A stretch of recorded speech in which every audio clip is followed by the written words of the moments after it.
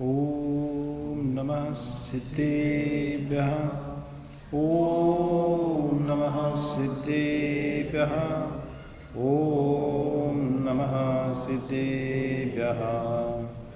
ओंकारं बिन्दुसंयुक्तं नित्यं ध्यायन्ति योगिनः कामदं मोक्षदं चैव ओंकाराय नमो नमः।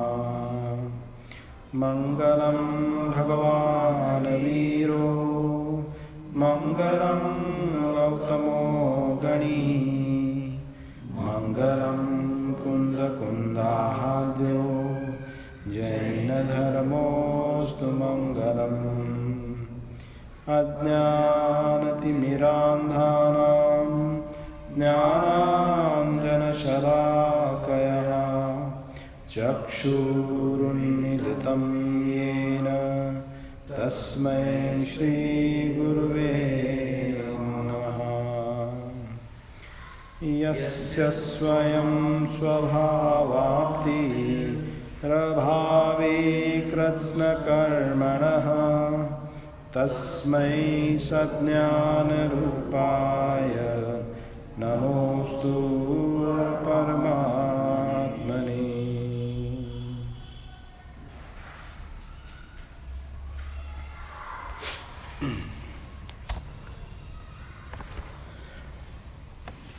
श्री इष्टोपदेश ग्रंथ के भीतर अपनी जो स्वाध्याय की श्रृंखला चली हुई है उसके भीतर पिछले सत्र में श्लोक क्रमांक 26 का अपना स्वाध्याय हुआ था, जिसके भीतर आचार्य देव ने संसारी प्राणी के लिए, हमारे लिए इस संसार में रहने का कारण तथा संसार से छूटने का कारण क्या है, इसको इस श्लोक के भीतर दर्शाया हुआ था। तो संक्षिप्त से जीव संसार में परिभ्रमण क्यों करता है? क्योंकि ममत्व भाव के कारण। और जब वो निर्मम हो जाता है, निर्ममत्व रूप हो जाता है, वही छूटने का कारण यानी मोक्ष को मिलाने के कारणभूत बन जाता है। और इसलिए आचार्य देव ने शिष्य के लिए यहाँ कहा कि तस्मात् सर्व प्रयत्नेन, प्रयत्नपूर्वक जीवन के भीतर कौन सा पुरुषार्थ करो? तो निर्ममत्व होने का पुरुषार्थ करो। ऐसा यहाँ पे उद्बोधन हमें इस श्लोक के माध्यम से प्राप्त हुआ। इसके पश्चात में अपन ने यहाँ पे चर्चा की थी कि मोहनीय कर्म के कारण जो है ये ममत्व रूप परिणाम जीव के अंदर पाया जाता है। तो निर्ममत्व भावना को भाने के लिए क्या करना योग्य है, यानी निर्ममता कैसे प्राप्त होवे, ऐसा प्रश्न यहाँ पे शिष्य के द्वारा किया गया है। यानी साधक के लिए निर्मम होने के चिंतन के उपाय क्या हैं, ऐसा जब प्रश्न किया गया तो उस प्रश्न के उत्तर में आचार्य देव ने यहाँ पे 4 कारिकाएं लिखी हुई हैं, 4 श्लोक लिखे हुए हैं। तो एक ही प्रश्न का उत्तर इन अगले 4 श्लोकों के माध्यम से दिया जाएगा, जिसके भीतर निर्ममत्व की प्राप्ति कैसे होती है, किस उपायों से होती है, इसका यहाँ पे आचार्य देव बताएंगे। तो श्लोक क्रमांक 27 है ना, तो उसी श्रृंखला के भीतर ये पहला श्लोक शुरू होता है, निर्ममत्व कैसे प्राप्त किया जाता है। तो उसके लिए आचार्य देव कहते हैं, बहुत सुंदर श्लोक है ये, एकोहम निर्ममः शुद्धो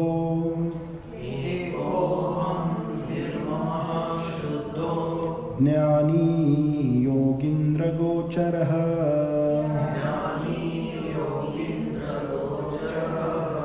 बाह्यः संयोगजा भावा मत्तः सर्वेऽपि सर्वथा। बहुत सुंदर यहाँ पे निर्देशन प्राप्त हो रहा है। निर्ममत्व भाव को कैसे प्राप्त हो, तो आचार्य देव कहते हैं साधक के लिए क्या चिंतन करने योग्य है, क्या अपने लिए सोचने योग्य है। तो कहते हैं अहम एकः एकोहम, अहम एकः मैं एक हूँ। फिर कहते हैं निर्ममः, मैं ममता रूप परिणाम से रहित हूँ, निर्ममत्व भाव वाला हूँ। मैं और कैसा हूँ, शुद्धः शुद्धो, मेरा स्वरूप जो है वो शुद्धता को लिए हुए हैं, शुद्धः। और कैसा हूँ, ज्ञानी, मैं ज्ञान स्वरूपी हूँ, मैं ज्ञान रूपी हूँ। और कैसा हूँ, योगीन्द्र गोचरः, योगियों के द्वारा गोचर यानी जानने योग्य हूँ, अनुभवने योग्य हूँ, ऐसा मैं हूँ। और क्या सोचें, तो कहते हैं संयोगजा सर्वेपि भावा।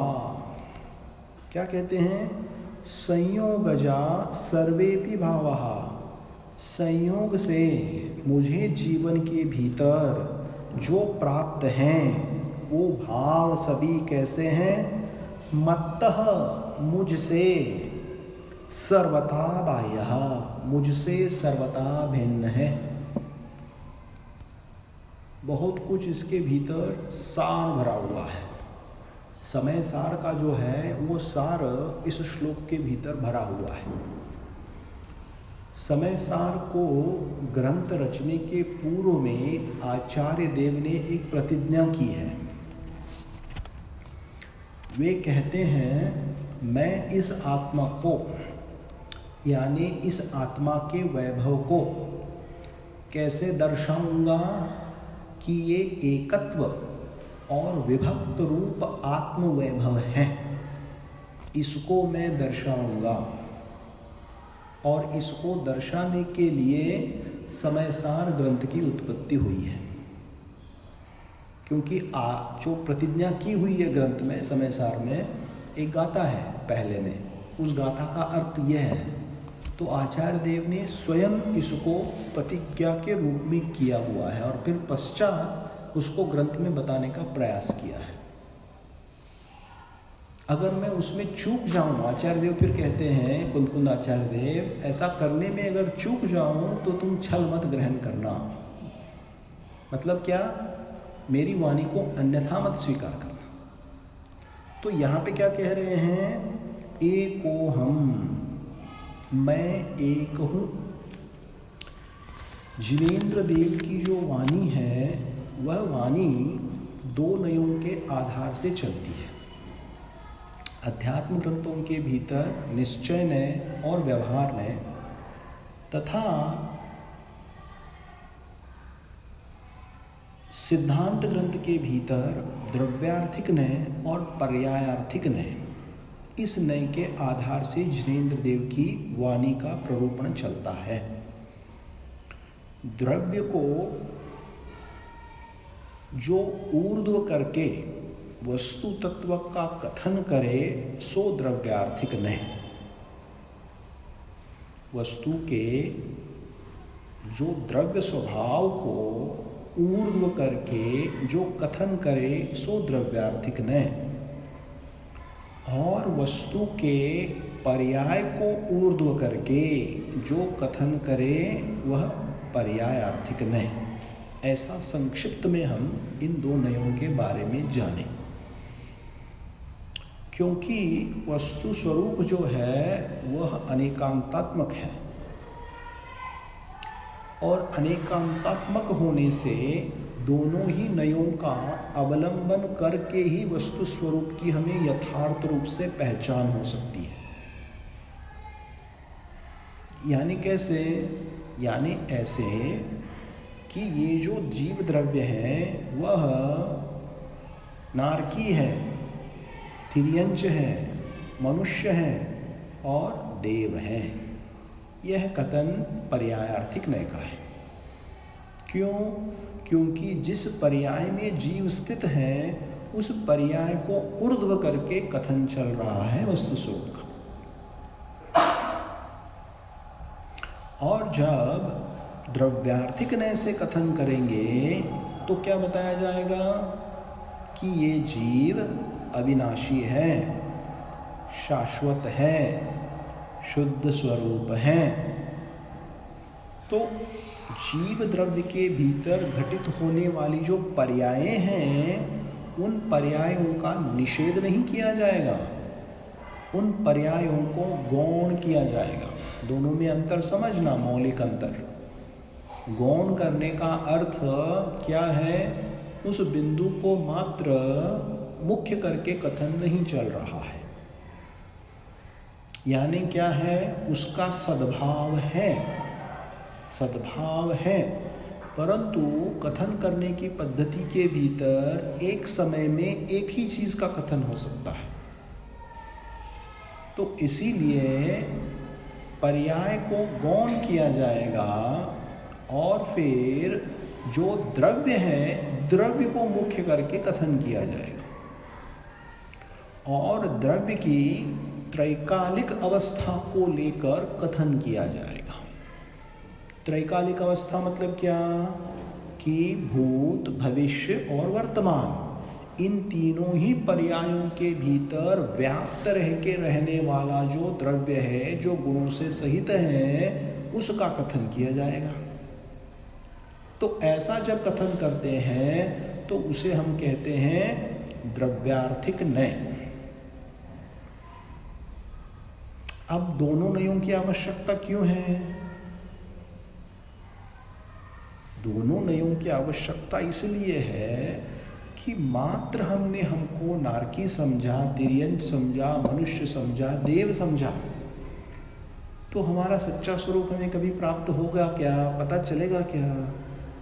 कभी पता नहीं चलने वाला है। इसीलिए द्रव्यार्थिक नय की आवश्यकता है।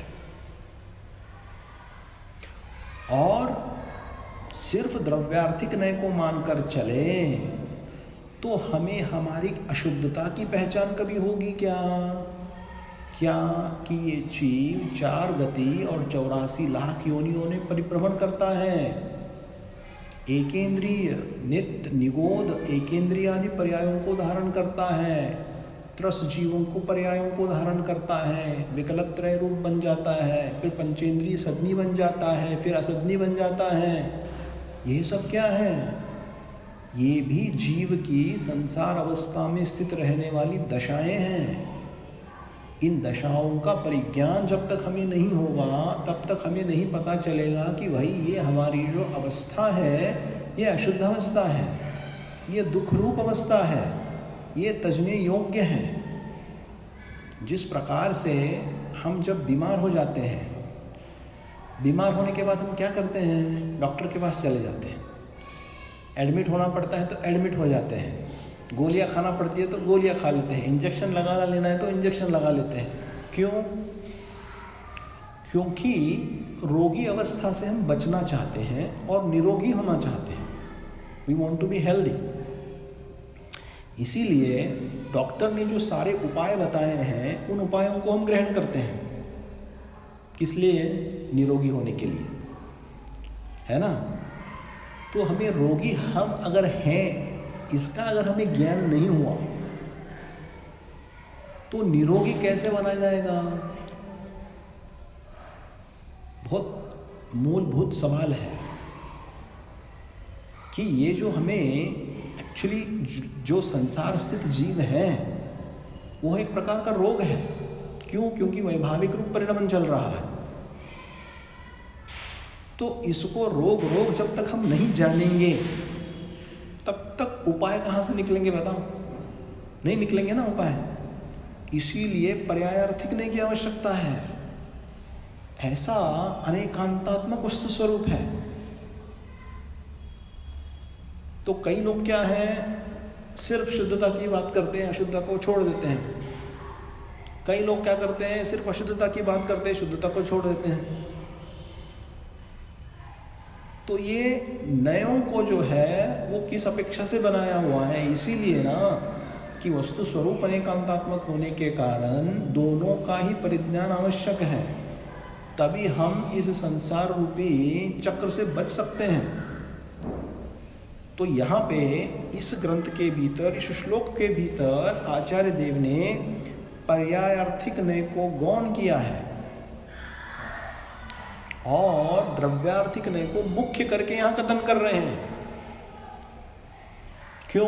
क्योंकि अनादिकाल से संसार में रहित जीव सहित जो जीव है उसने क्या माना है कि मुझे जो दशा प्राप्त है वो मैं हूँ। जब मैं मनुष्य दशा में हूँ तो अपने आप को मैं मनुष्य मानता हूँ।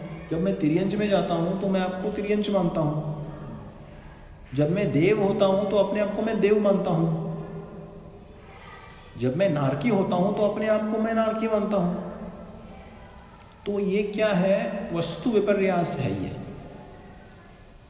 तो यहाँ पे इसीलिए आचार्य देव कहते हैं द्रव्यार्थिक नयादेकेन पूर्वापरायन्तानुस्यो निर्ममो। क्या?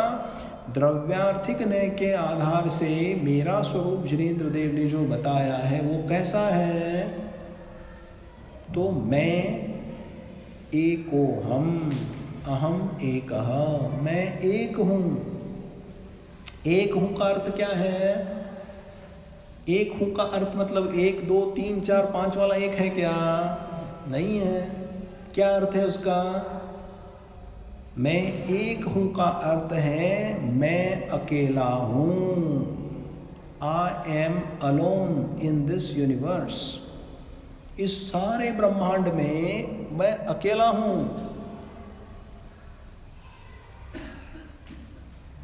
यानी मेरा कोई सगा, साथी, संबंधी, हितैषी, शत्रु, मित्र कोई नहीं है। ये थोड़ा पचाने के लिए कठिन है ये मैसेज। क्या? इसको पचाने के लिए कठिन है। सुन तो लेंगे, अगर डाइजेशन की पावर अपने पास नहीं है तो खाना अगर हमने खा लिया तो क्या हो जाएगा शरीर में? इंडिजेशन हो जाएगा, अपच हो जाएगा, पच नहीं पाएंगे। सो ज्ञान को पचाने की भी शक्ति हमें होनी चाहिए। सिर्फ ज्ञान को सुनना नहीं, अपने को पचाने की ताकत भी चाहिए ना अपने को। तो ये ज्ञान क्या है? जैसे हम शरीर को खुराक देते हैं अच्छे अच्छे पदार्थ खाके, ये आत्मा की खुराक है। ये सारा स्वाध्याय है आत्मा की खुराक है ये भैया। एक दिन हमें शरीर का भोजन नहीं मिला तो चलेगा, लेकिन आत्मा की खुराक रोज लेनी पड़ेगी। मोह को कम करना है तो रोज लेनी पड़ेगी थोड़ी ना थोड़ी खुराक। इसीलिए हमारे गुरुजन क्या कहते हैं? कम से कम 2 लाइन पढ़ो, लेकिन कुछ तो पढ़ो रोज। 2 ही लाइन पढ़ो, लेकिन कुछ तो पढ़ो। तो ये आत्मा की खुराक है। तो इसको पचाने की हमें ताकत होनी चाहिए। जब हमारे आगम कहते हैं तेरा सच्चा स्वरूप तो तू एक ही है, you are alone in this universe, you are lonely. जब लोनली सुनते हैं तो लोग डिप्रेशन में चले जाते हैं। आज दुनिया के भीतर इतने बड़े बड़े मानसिक रोग हैं, सब है कि नहीं है? मानसिक रोग। इस मानसिक रोग का मुख्य कारण क्या है? अकेलापन। One of the big reasons. व्यक्ति अकेला अपने आप को महसूस करना नहीं चाहता, रहना नहीं चाहता, लोगों के बीच में घिर के रहना चाहता है।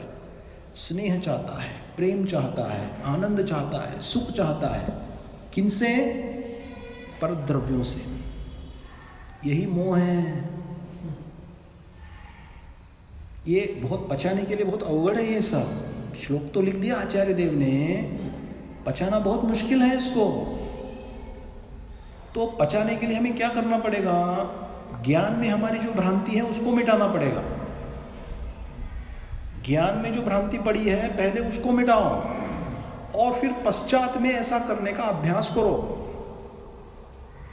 क्योंकि जो परिणमन जो होगा वो परिणमन श्रद्धा के आधार से होता है। परिणमन जो होता है वो श्रद्धा का आधार है उसको। और श्रद्धा कब आएगी? जब हमारी भ्रांतियां मिट जाएंगी, हमारा अज्ञान मिट जाएगा। तो आचार्य देव यहां कह रहे हैं जो 12 भावनाओं के भीतर जो एकत्व भावना है वो क्या कहती है? आप अकेलो अवतरे, मरे अकेलो होए, यूं कब हूं इस जीव को साथी सगान कोय। अब जब इसको पढ़ते हैं तो लोग बोलते हैं फिर हमारे मम्मी पापा का क्या करें, भाई बहन का क्या करें, पत्नी का क्या करें, बेटा बेटी का क्या करें, इनको छोड़ दे क्या? धर्म क्या सिखा रहा है हमें? बोलते हैं लोग। इसीलिए इसको पचाना डिफिकल्ट है मैसेज को। देखो, इसीलिए आचार्य देव कह रहे हैं ये सारे जो संबंध है वो कैसे हैं? ये संयोग रूप हैं। इनको संयोगों को माना नहीं है, सो बात नहीं है। माना है, व्यवहार में से संबंध को स्वीकार किया गया है। क्योंकि इसको हम स्वीकार नहीं करेंगे तो व्यवहार में लोक व्यवहार ही खत्म हो जाएगा। ये दुनिया जैसे चलती है ना, लोक व्यवहार, सारे लोक व्यवहार समाप्त हो जाएंगे इन संबंधों को नहीं माने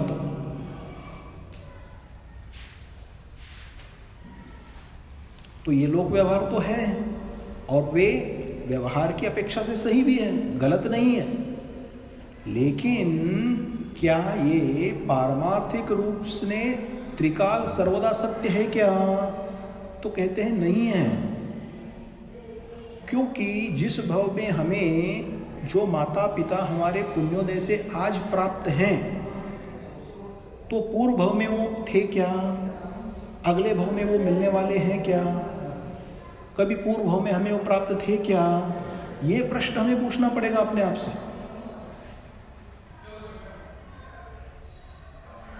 क्योंकि ये जो संबंध है, इसीलिए क्या माना कि ये सारे संयोगाश्रित संबंध हैं। इन संबंधों की ना नहीं है, लेकिन इनका स्वरूप क्या है पहले ये समझो। इनका स्वरूप जो है वो संयोगाश्रित संबंध। संयोगाश्रित संबंध मतलब क्या? अभी मेरे पिताजी का, माता का, पत्नी का, पुत्र का जो संबंध है वो आत्मा से है कि देह से है? पहले इसका विचार नक्की करो। किससे संबंध है भाई? तुम्हारे सब सगे संबंधी हैं, मेरे भी सगी संबंधी, हमारी पत्नी तो सुन भी रही है स्वाध्याय। तो ये सब सगे संबंध है, इसका मूलभूत आधार क्या है? आत्मा है कि शरीर है? इसको नक्की करो पहले। तो इसका जो संबंध है, संयोग संबंध, वो शरीर से है, आत्मा से नहीं है। क्योंकि हर एक आत्मा भिन्न है, हर एक आत्मा विभक्त है। स्वरूप तो ये है आगम के भीतर। तो इसीलिए यहाँ पे कह दिया कि सारे इस ब्रह्मांड के भीतर यद्यपि हम संयोगों से सहित होते हैं, ऐसा होते हुए भी हम क्या रहते हैं? अकेले ही रहते हैं। स्वरूप तो ये है। क्यों बोले तो आचार्य कार्तिकेय अनुप्रेक्षा के भीतर कहते हैं, एक मतलब काफ़ी श्लोक है उसके भीतर, काफ़ी गाथा है। एक गाथा में कहते हैं यह जीव अकेला ही पुण्य कमाता है, अकेला ही सुरों के यानी देवों के सुखों को भोगता है। फिर कहते हैं अकेला ही कर्मों का क्षय करता है और अकेला ही मोक्ष को प्राप्त होता है। हमें हमारे 24 तीर्थंकरों ने मोक्ष का मार्ग दिलाया है, मार्ग बतलाया है। क्या वे मोक्ष दे सकते हैं? वो बोल सकते हैं चल मेरे साथ, मैं तुझे ले जाता हूँ मोक्ष। दूसरे परंपराओं में ऐसा घटित हो सकता है, अपने में नहीं होता है ना। तो मोक्ष दिला नहीं सकते, लेकिन मोक्ष का मार्ग बताया है। तो इसका अर्थ क्या हुआ कि यथार्थ रूप से जो जीव का स्वभाव है वो कैसा है? एकोहम, अहम एकः, मैं एक हूँ। तो 12 भावनाओं के भीतर जो वैराग्य की जननी कही हुई है 12 भावनाएं, उसके भीतर एकत्व भावना यही कहती है। तो इस एकत्व भावना का बार बार चिंतन करने से निर्ममत्व परिणाम की प्राप्ति होती है। क्यों? क्योंकि मोह की ग्रंथियां छूटने लगती हैं। क्योंकि मैंने भ्रांति से क्या माना था? पापा मेरे हैं, मम्मी मेरी है, बड़ा भाई मेरा है, मुझे ये दुख से बचाएंगे, मेरा ये सब करेंगे। तो व्यवहार से करेंगे, जब तुम्हारे ऊपर दुख आएगा सब करेंगे। कब तक करेंगे? जब तक तुम्हारा पुण्योदय है तब तक ही करेंगे, याद रखना। अगर पुण्योदय खत्म हो जाता है तो माँ बाप भी तुम्हारे शत्रु बन जाएंगे। आज देखना क्या चल रहा है समाज के भीतर। तो वो भी उसके लिए पुण्य की आवश्यकता है।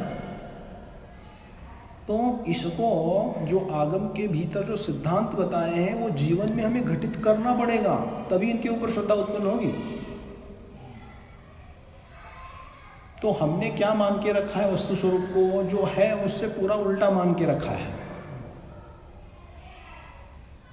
तो यहाँ पे इसलिए आचार्य देव कहते हैं कि मैं द्रव्यार्थिक नय से मैं मात्र एक हूँ, एकोहम, अहम एकः, अकेला था, अकेला हूँ, अकेला ही रहूँगा।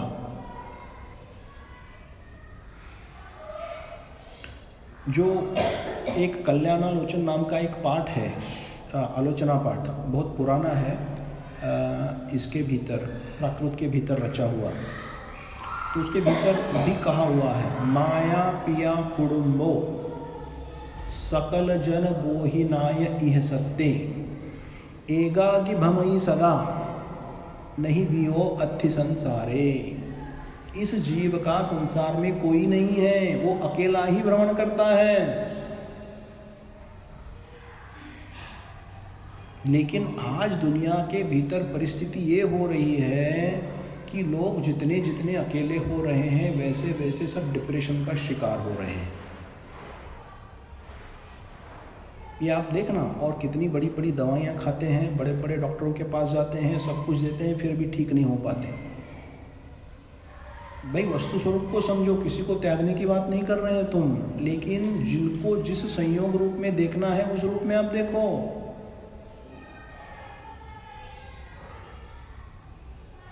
और इतना होने के बावजूद भी हम क्या कहना चाहते हैं कि हम सबसे घिरे रहना चाहते हैं, उसमें हमको आनंद आता है। तो ये सब क्या है? ये सब भ्रांतियां हैं। क्योंकि एकत्वपना जो है वो स्वभाव है, वस्तु स्वरूप ही ऐसा है, इसको हम बदल नहीं सकते। तो इन चीज़ों से अगर बचना है तो देखो, जब तक इंद्रियां काम कर रही हैं, सुनने में दिखने में आ रहा है, खाना खुद खा सकते हैं, पैसा भरपूर कमा सकते हैं, सब कुछ कर सकते हैं, तब लगेगा क्या सब कुछ ठीक है। जब वृद्धावस्था आएगी, धर्म के अनुसार से उन्हीं लोगों की वृद्धावस्था ठीक जाएगी जिन्होंने अपनी जवानी में धर्म का शोधन का कार्य किया है। मतलब क्या? कि धर्म रूप परिणत होने का जिन्होंने अपनी यौवन अवस्था के भीतर या फिर इंद्रियां जब तक अच्छी हैं तब तक जब तक अभ्यास किया है, तब उनकी वृद्धावस्था धर्म रूप से अच्छी निकल सकती है, अच्छे निकलने के चांसेस बनते हैं। मतलब क्या? मतलब तीव्र संक्लेश रूप परिणाम से जो दुर्गति रूप परिणाम हैं उनसे बचने के अच्छे चांसेस बनते हैं। अगर ऐसा पुरुषार्थ अगर जीव ने नहीं किया और 70 साल के बाद पहली बार जिनवानी खोली और बोले मैं पढ़ूंगा, तो एक तो भैया चश्मा इतना बड़ा है, कुछ दिख नहीं रहा है, क्या पढ़े? जोर जोर से सुनाओ, ये सुन नहीं रहा है, कान भाई काम करना बंद हो गए हैं। मंदिर चलो तो भैया उठ के जा नहीं सकते, गाड़ी तो चला नहीं सकते। तो ऐसी अवस्था के भीतर धर्म पुरुषार्थ जो है वो नहीं होगा। बालपने में ज्ञान न लायो, तरुण समय तरुणी रत रहो। आती है ना, छेड़ाला के भीतर लाइन आती है ना, दूसरे अध्याय में कि पहले अध्याय में? पहले अध्याय में, हाँ।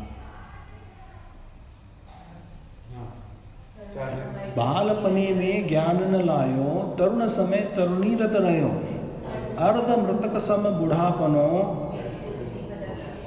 कैसा जीव लखे आपन। कब पता चलेगा इस जीव को कि मैं कौन हूँ? बहुत लोग करते हैं, अभी तेरा बहुत आयुष्य खड़ा है तो अभी धर्म वर्म कुछ मत कर, अभी तो पैसा कमा ले, खूब आराम कर ले, बाद में 60-70 साल के बाद जो है उसमें काम क्या है फिर तेरे को? धर्म में लग जा फिर तो भी, है ना। पूरा का पूरा गलत एडवाइस है ये आगम के हिसाब से। क्योंकि जब तक तुम्हारी इंद्रियां सशक्त है तभी तुम धर्म रूप पुरुषार्थ कर सकते हो। तो जो व्यक्ति इसमें पहले से लग गया है उसके अंत में तिरने के चांसेस अच्छे बन जाते हैं। और ये सोचता है कि अभी मेरे पास बहुत टाइम है, रिटायरमेंट के बाद मैं फिर देख लूँगा। फिर भैया अगर बहुत ही तुम्हारे पुण्य का अगर बहुत अच्छा प्रभाव है तो बन सकता है, कदाचित पूर्ण तो ना नहीं है, लेकिन चांसेस बहुत कम हो जाते हैं। इसीलिए जिन्होंने इंद्रियां सशक्त होते हुए अपने अपने ऊपर धर्म के संस्कार कर लिए, धर्म रूप अभ्यास कर लिया, पुरुषार्थ कर लिया, इस काल के भीतर अभी तो इतनी बहुत खराब परिस्थिति है, सब फैमिलियों में देखो, किसी को बोलने की ज़रूरत नहीं है। अब हम जब बूढ़े होंगे तब क्या होगा पता नहीं, we can not even imagine. तब क्या होगा, कौन कहाँ रहेगा, कौन किसके पास कौन रहेगा, और क्या हमारे पास ऐसे सहयोगी स्वरूप चीज़ें रहेंगी, नहीं रहेंगी धर्म को पालन करने के लिए। तो यहाँ पे आचार्य देव कहते हैं कि निर्ममत्व की प्राप्ति के लिए द्रव्यार्थिक न्याय से साधक के लिए क्या सोचो, तो कहते हैं मैं एक हूँ, एको हम।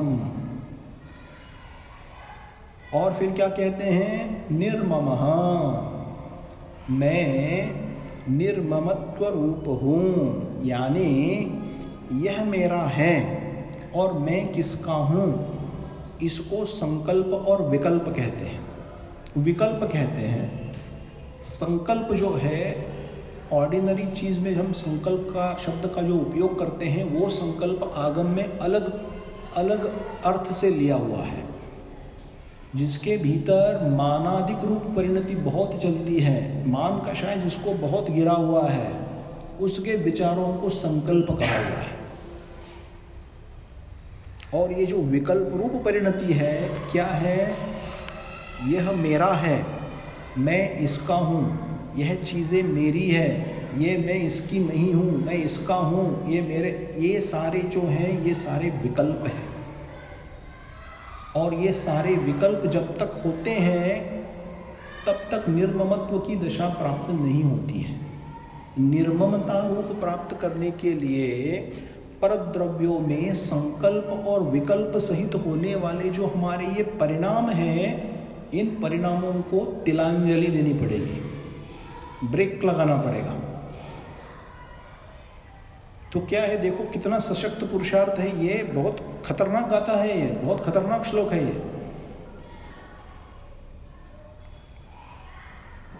इसको जब हम खोल के समझने का, समझाने का प्रयास करते हैं तो बहुत अंतरंग पुरुषार्थ चाहिए इसके लिए, क्योंकि मोह का जो पगड़ा पड़ा हुआ है अनादिकाल से पड़ा हुआ है, कितने जन्मों से पड़ा हुआ है, कितने भावों से पड़ा हुआ है।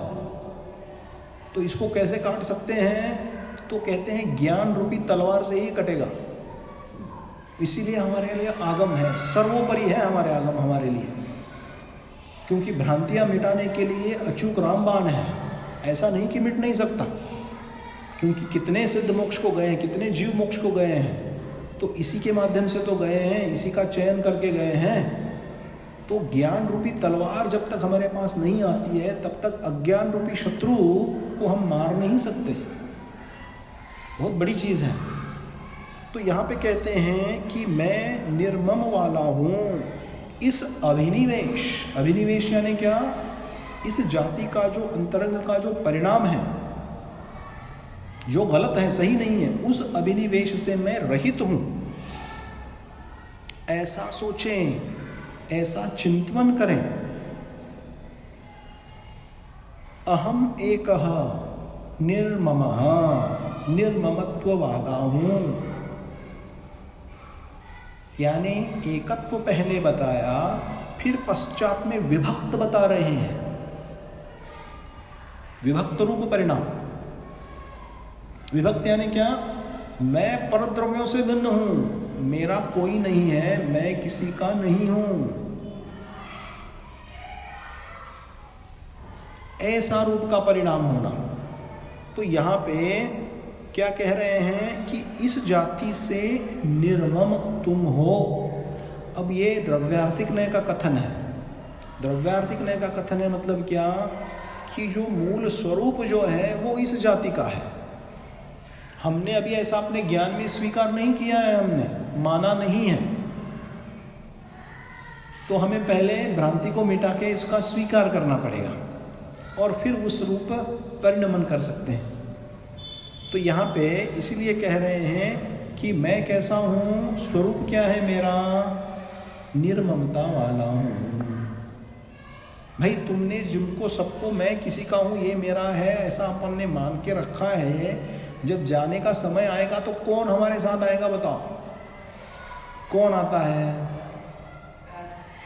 हमारा धर्म और कर्म बस यही आ रहे हैं साथ में, और कोई नहीं आने वाला है। तो इससे क्या सिद्ध होता है? इससे सिद्ध होता है कि मैं किसी का नहीं हूँ, मेरा कोई नहीं है। न मे किंचन, न मे किंचन, मेरा इस संसार में कुछ भी मेरा नहीं है।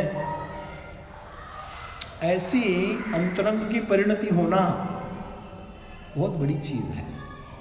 सुनने को तो अच्छा लगता है अपने को, पढ़ने को भी अच्छा लगता है, लेकिन ऐसे अंतरंग में ऐसे भावों की उत्पत्ति होना बहुत उज्जवल परिणाम लगते हैं उसको, है ना। तो ऐसी दशा को जब प्राप्त होते हैं तो कहते हैं तुम्हारा स्वभाव तो ये है, निर्ममता वाला स्वभाव है। और कैसा है? शुद्ध हो, मैं शुद्ध हूँ।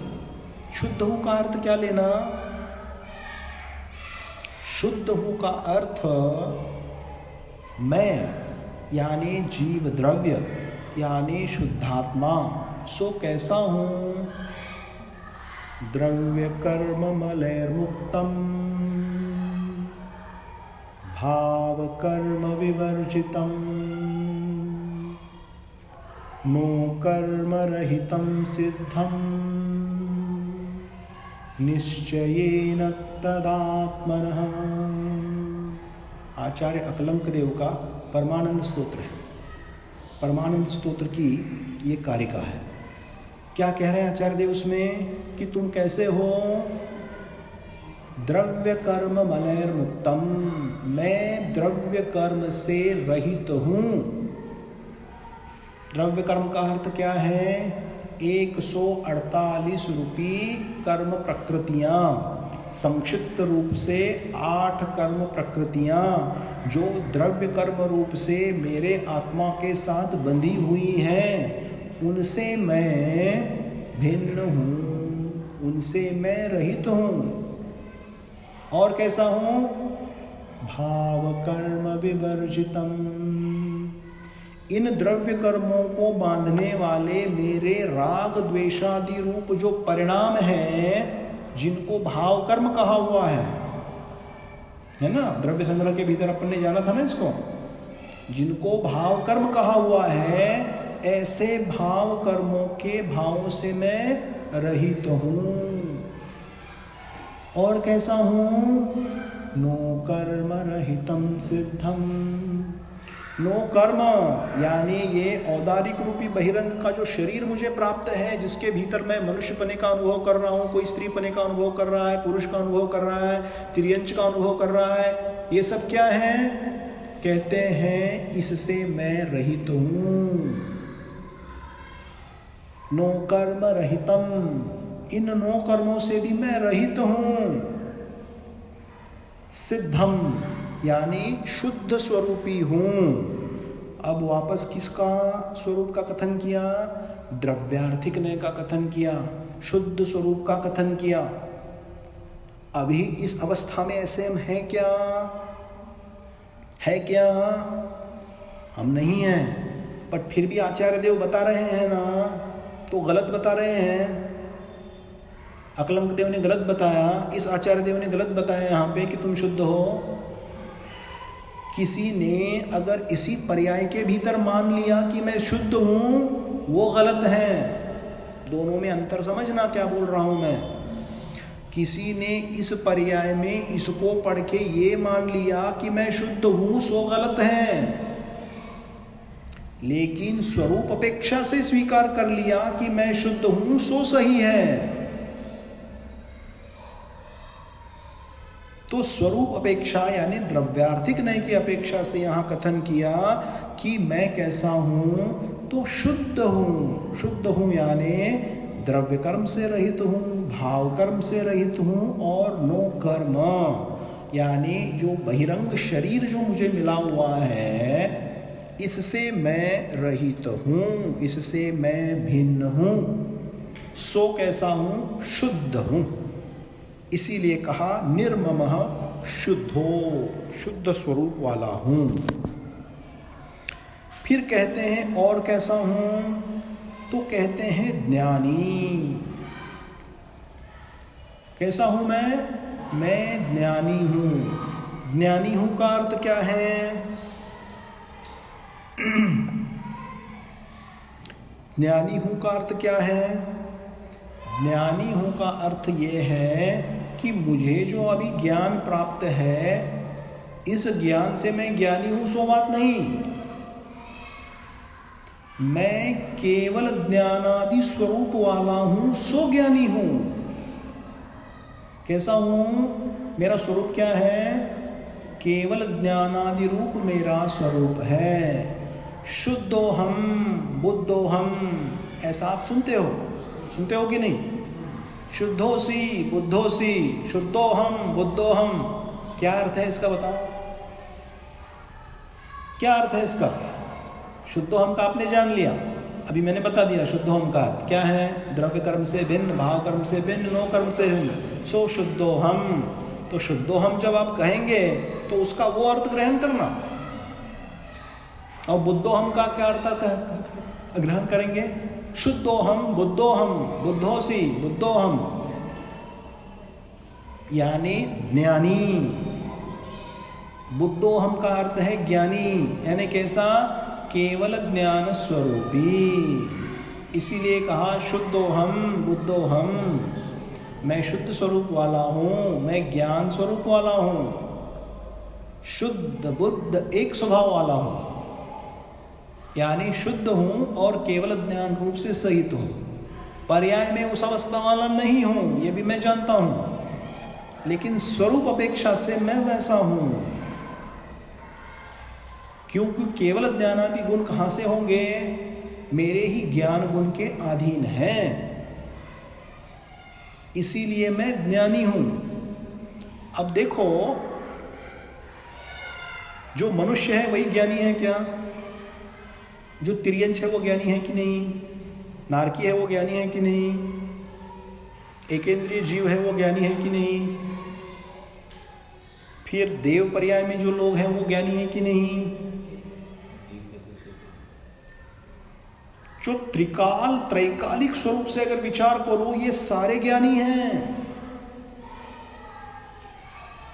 एकेंद्रिय जीव जो है, निगोद में रहने वाला, सबसे निकृष्ट जाति वाला जीव है, वो भी ज्ञानी है, द्रव्यार्थिक नहीं की अपेक्षा से, क्योंकि त्रैकालिक स्वभाव का यहाँ विचार चल रहा है, उस अपेक्षा से वो भी ज्ञानी है।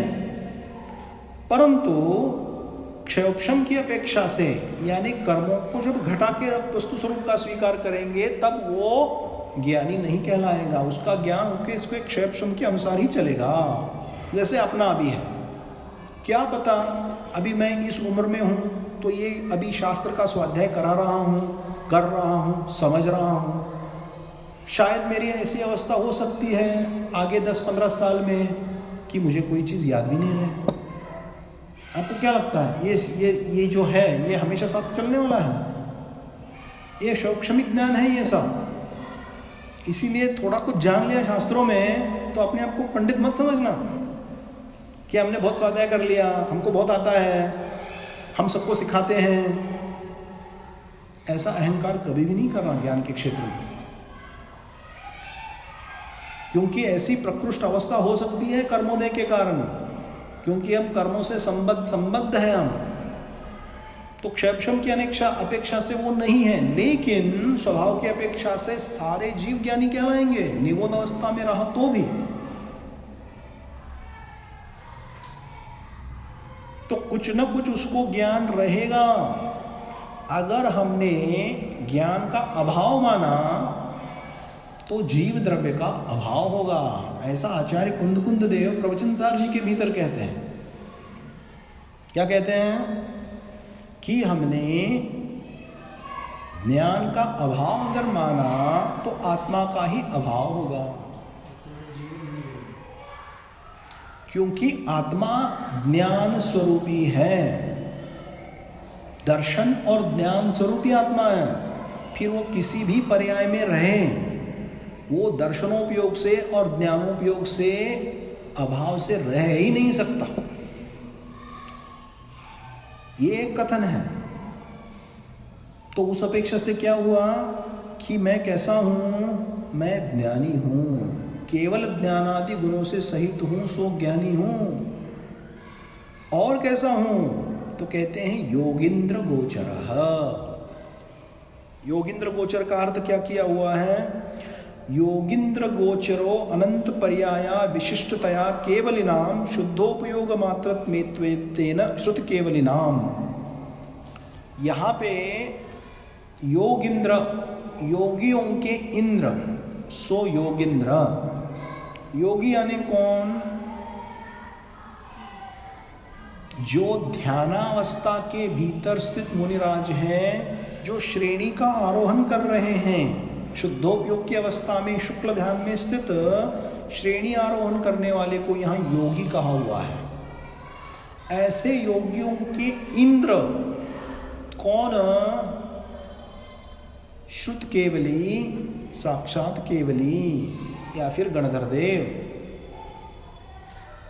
इनको क्या कहा? योगियों के इंद्र कहा। यानी योगियों में उच्च पद को कौन प्राप्त हुए हैं? तो ये हुए हैं, श्रुत केवली हुए हैं और केवली हुए हैं, गणधर देव हुए हैं। हुए हैं कि नहीं? सभी गणधर देव जो होते हैं वो श्रुत केवली होते हैं। तो श्रुत केवली और केवली योगियों के इंद्र, योगींद्र गोचर, उनके द्वारा जानने में आने वाला हूं। क्या कह रहे हैं? उनके द्वारा मैं जानने में आने वाला हूं। क्योंकि उनका स्वरूप क्या है?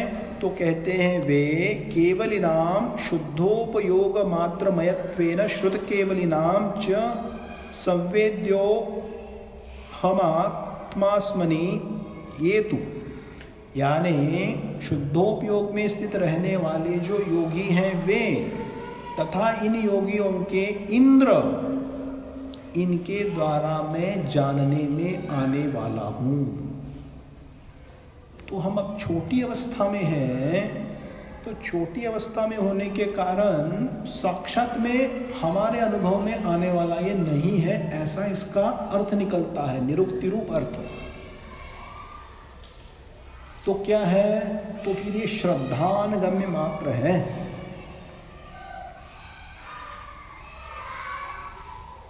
डायरेक्ट रूप से इसको कौन जान सकता है? तो कहते हैं जिनके पास ऐसा ज्ञान है वे, इसीलिए योगींद्र गोचर का।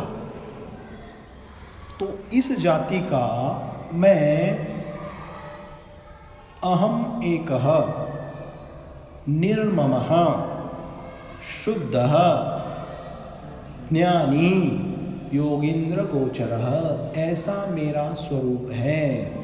और इस स्वरूप का ऐसा चिंतन करने से आचार्य देव कहते हैं कि निर्ममता की प्राप्ति के उपाय प्राप्त होते हैं, है ना।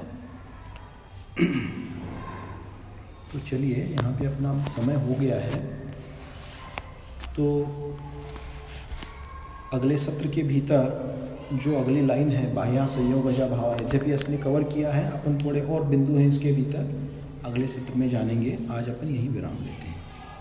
जैनम जयतु शासन, जैनम जय।